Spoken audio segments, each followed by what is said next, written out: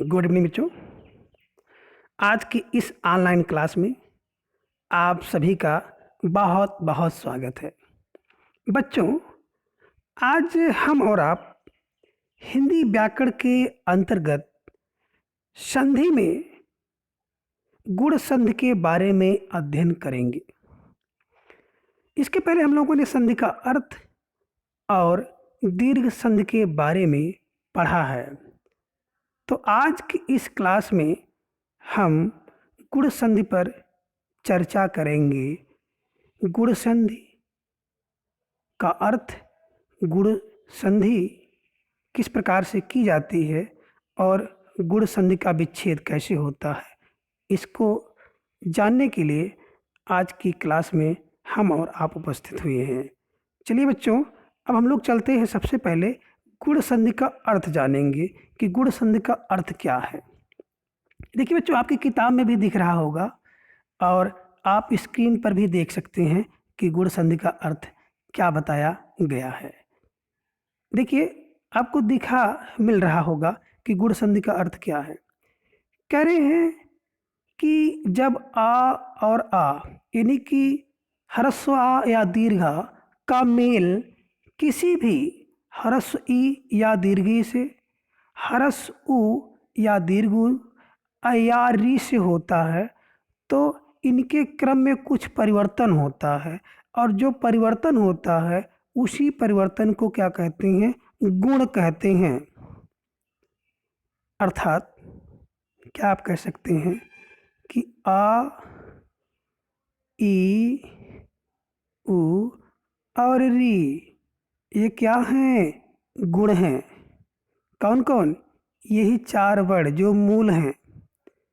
हिंदी वर्णमाला के जो मूल स्वर हैं कौन? आ, ई, उ, री।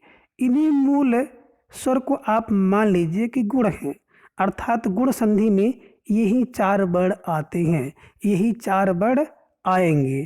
अब क्या बताया इन्होंने कि आ और आ के बाद, चलिए इसको स्पष्ट करें कि कह रहे हैं कि ह्रस्व आ या दीर्घ आ हो, इसके बाद क्या आ जाए? कह रहे हैं अगर स्मॉल ई अर्थात ह्रस्व ई या दीर्घ ई आ जाए तो इसका रूप बदलेगा, और बदलेगा तो क्या हो जाएगा? आ और ई मिलकर के ये हो जाते हैं। दूसरा बता रहे हैं कि जब आ हो अर्थात स्मॉल आ, ह्रस्व आ और दीर्घ आ हो, इसके बाद कौन आ जाए? ह्रस्व उ या दीर्घ उ हो, तो कह रहे हैं दोनों के स्थान पर क्या हो जाता है? सदैव और सदैव आ और उ मिलके क्या हो जाता है?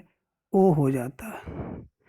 और फिर कह रहे हैं अगर आ या आ के बाद क्या आ जाए? री आ जाती है, तो क्या हो जाता है? इनके स्थान पर अर हो जाता है। एक बात तो आपके दिमाग में क्लियर होनी चाहिए। क्या क्लियर होनी चाहिए? कि कह रहे हैं आ या आ के बाद अगर ई, उ या री आए तो क्रमशः इनके स्थान पर क्या हो जा रहा है? कह रहे हैं ए अर्थात आ और ई के स्थान पर ए, आ और उ के स्थान पर ओ, तथा आ और री के स्थान पर क्या हो जा रहा है? अर हो जा रहा है। अब देखिए, अभी तक हम लोगों ने वहाँ पर जो पढ़ा था कि दो वर्ण मिलकर के एक वर्ण हो रहे थे। क्या हो रहे थे? दो वर्ण मिलकर के एक वर्ण बना ले रहे थे। लेकिन यहाँ गुण में क्या हो रहा है कि दो वर्ण मिल रहे हैं। कौन? आ और ई, दो वर्ण मिल रहे हैं। तो दो वर्ण मिलकर के एक वर्ण नहीं बना रहे हैं, आ बना ले या ई बना ले ना, बल्कि तीसरा वर्ण बन जा रहा है। ये इस चीज़ को आप अगर कॉन्सेप्ट अपने दिमाग में रख लेंगे, इस कॉन्सेप्ट को, तो आपसे गुण संधि कभी गलत नहीं होगी। क्या हो रहा है कि जब आ जुड़ा और ई जुड़ी अर्थात दो वर्ण मिले तो एक तीसरा वर्ण आ जाता है। जो हम लोगों ने पढ़ा था ना संधि में कि दो वर्ण मिलेंगे तो एक होगा, और दो वर्ण मिलेंगे तो तीसरा वर्ण होगा, और दो वर्ण मिलेंगे तो क्या हो सकता है कि एक वर्ण मूल स्थिति में रहेगा, एक का चेंज हो सकता है। तो यहाँ पर क्या हो रहा है? दूसरा नियम फॉलो हो रहा है, अर्थात दो वर्ण जोड़ करके क्या कर रहे हैं? तीसरा वर्ण बन रहा है। क्लियर? दोनों वर्णों में हो रहा है। जैसे आप देख सकते हैं, आपको एक शब्द मिला स्व इच्छा।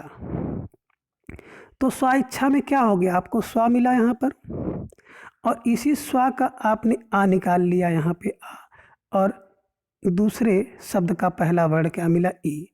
पहले शब्द का अंतिम वर्ण ए और दूसरे शब्द का पहला वर्ण ई, और इन्हीं दोनों वर्णों के मेल से कौन बन रहा है, ए बन रहा है।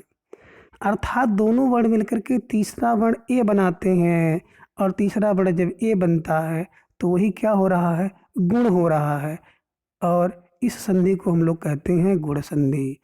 क्लियर? अर्थात क्या हो गया, स्वाधन इच्छा बराबर स्वेच्छा। आगे देखिए, राज धन इंद्र। राज है ना, तो इसी राज में क्या आपका है, आ है, और आ और नीचे क्या है, दूसरे वाले जो शब्द के पहले में है इंद्र, ई है। तो ई और आ ये दोनों मिलेंगे तो क्या हो जाएंगे, ए हो जा रहे हैं। और देखिए कैसे बन रहा है, आप देखे होंगे कि ये बना क्या, ये राज है ना, तो आपने ए निकाल लिया था, यहाँ का ए आ, और वहाँ की कौन थी, ई।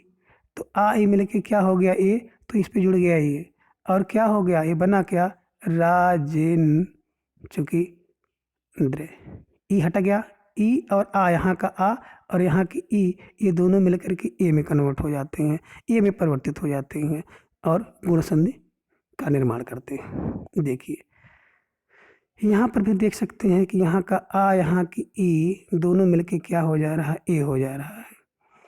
तो इस कंडीशन को आपने जाना कि जब छोटा आ हो या बड़ा आ हो, ह्रस्व आ हो या दीर्घ आ हो, तो दोनों के रूप में क्या हो जाता है, परिवर्तन हो जाता है, और जो परिवर्तन होगा यही परिवर्तन क्या हो जाता है, गुण संधि कहलाता है। अब इसमें क्या हो जाता है, आपको कितनी चीज़ें देखने को मिली हैं, ये भी आपको मिला है, आ और ई मिल गई, आ बड़ा आ और छोटी ई मिली, छोटा आ बड़ी ई मिल गई, और आपको बड़ा आ और बड़ी ई मिल करके ए बना है। तो कहने का आशय हम लोगों का यही है कि अगर आपको कोई भी आ हो, छोटा आ हो या बड़ा आ हो, और इसके बाद कोई भी ई हो, छोटी ई हो या बड़ी ई हो, तो सदैव इनके स्थान पर ए होगा। क्लियर? चलिए अब ए के अलावा हम लोग चलते हैं, अब उसको देखेंगे कि आ और ओ कैसे होते हैं। दूसरी कंडीशन में चलेंगे। देखिए आपको दिया है ना, स्क्रीन पर दिख रहा है आ और उ, आपने पढ़ा है ना, आ या आ, कह रहे हैं ह्रस्व या दीर्घ आ के बाद ह्रस्व उ या दीर्घ उ आए तो दोनों के स्थान पर क्या हो जाता है, ओ हो जाता है। अर्थात दो वर्ण मिलकर के किसी तीसरे वर्ण में बदल जाते हैं, तीसरे वर्ण में परिवर्तित हो जाते हैं, तभी तो गुण हो रहा है। जैसे आपने देखा होगा पर धन उपकार, तो पर जो है इसी पर में क्या है, आ है, और इसके बाद क्या है, उपकार लगा हुआ है, तो आ और उ दोनों मिलकर के ओ बन जाते हैं, और शब्द आपका बन गया क्या, परोपकार। लोक धन उक्ति से लोकोक्ति बन गई, वार्षिक धन उत्सव से बन गया वार्षिक उत्सव, सूर्य धन उदय से आपका बन गया सूर्योदय। इसी प्रकार आप और भी शब्दों को देख सकते हैं, महाधन उदय महोदय, महाधन उत्सव महोत्सव, है ना, गंगाधन उदक बराबर गंगोदक। तो जो भी आपको उ वाले हैं यहाँ पे मिल जाते हैं, महाधन ऊर्जा महोर्जा, है ना, गंगाधर गंगोर्मी। आगे आगे देखिए री वाला देख लेते हैं हम लोग, क्या री से बनता है, करें आ या आ के बाद अगर री आती है, कौन री आती है, तो री का क्या बन जाता है, अर बन जाता है। जैसे आपको देखने को मिल रहा होगा कि क्या बन रहा है, यहाँ पर देख सकते हैं आप। देखिए क्या है, राजा धन ऋषि, और क्या बन गया, तो राजा ये था, राजा का आपने क्या ले लिया, आ, और ये क्या हो गया, राज, और धन री, तो इसका क्या हो रहा, अर हो रहा है, और बन क्या गया, बन गया राजर्षि, यानी कि राज ये था और यहाँ पे क्या था, शी। क्यों, क्योंकि री तो आपने निकाल लिया, आ और री निकाल के क्या बना, अर बन गया ना, तो यही हो गया राजर्षि। क्या हो गया राजर्षि, ये शब्द, ठीक है ना, राजर्षि। तो इस प्रकार से आपको क्या क्या मिल सकते हैं री के साथ जुड़ने पर, ये आप देख सकते हैं कि राजर्षि यहाँ पर है, यहाँ पे देवर्षि है, सप्तर्षि है, ब्रह्मर्षि है, राजर्षि है। देखो राजर्षि एक शब्द है ना, राजा धन ऋषि से भी बनता है, और राजधन ऋषि, ये दोनों शब्द से बनता है राजर्षि, और दोनों शब्द क्या होते हैं, शुद्ध होते हैं। आगे आगे चलिए हम लोग अब इसके बारे में थोड़ा सा वर्ण विच्छेद को भी देख लेते हैं कि इसका वर्ण विच्छेद कैसे होगा। किसका, गुण संधि का वर्ण विच्छेद कैसे होता है, देख लीजिए थोड़ा सा कि गुण संधि का विच्छेद अगर करना होगा तो कैसे होगा। सबसे जो प्रमुख चीज़ है गुण संधि में ध्यान देने वाली बात क्या है, अगर आपको क्या दिखाई दे, ये ओ और अर, ये शब्द अगर दिखे तो आप जान जाना कि क्या है, ये गुण है। और कहाँ दिखें, किसी शब्द के बीच में अगर ए मिले, ओ मिले अथवा अर मिले तो वहाँ पर गुण संधि हो सकती है। और जैसे आपको दिखाई दिया मान लो ए, तो हमने जान लिया कि यहाँ पे गुण संधि है। अच्छा, ए दिखाई देने के बाद क्या करते हैं, इस ए को बीच से निकाल लीजिए और दोनों तरफ देखिए क्या, कि एक तरफ कंडीशन क्लियर है आपको कि आ या आ के बाद यानी कि आ ह्रस्व आ या दीर्घ आ, और दूसरी तरफ क्या होगा, क्योंकि आ और ई मिलके हो रहा ना, तो दूसरी तरफ क्या होगा, ह्रस्व ई या दीर्घ ई, या आपको ह्रस्व ई पहले मिल जाए, दीर्घ ई बाद में मिल सकती है, दोनों में से कोई एक ही होगा। अब क्या करेंगे, इन शब्द को जब तोड़ेंगे आप, तो तोड़ने में आपको सावधानी होनी चाहिए कि जो दोनों शब्द बने, दोनों शब्द सदैव सार्थक बने, अर्थात पूर्व वाला शब्द भी सार्थक हो और इसके बाद वाला शब्द भी सार्थक हो, तब आपका क्या होगा, तब आप इसको गुण संधि के अंतर्गत रखेंगे।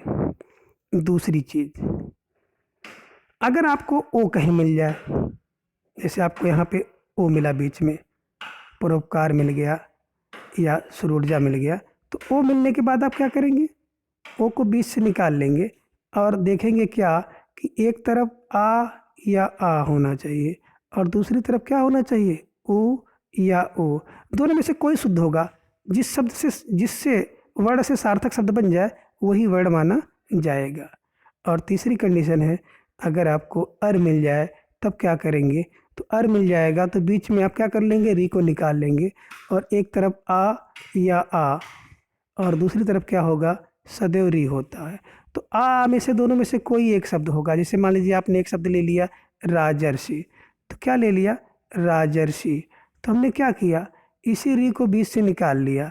अब री को बीच से निकाल लिया तो दो शब्द जब हम बनाएंगे तो हमने मान लो एक शब्द बना दिया राज और दूसरा शब्द हमारा क्या बना, ऋषि, तो क्या हो गया, शुद्ध हो गया, अर्थात यहाँ आ से भी बन जाएगा और अगर हम राजा से बनाएंगे तो राजा से भी बन जाएगा।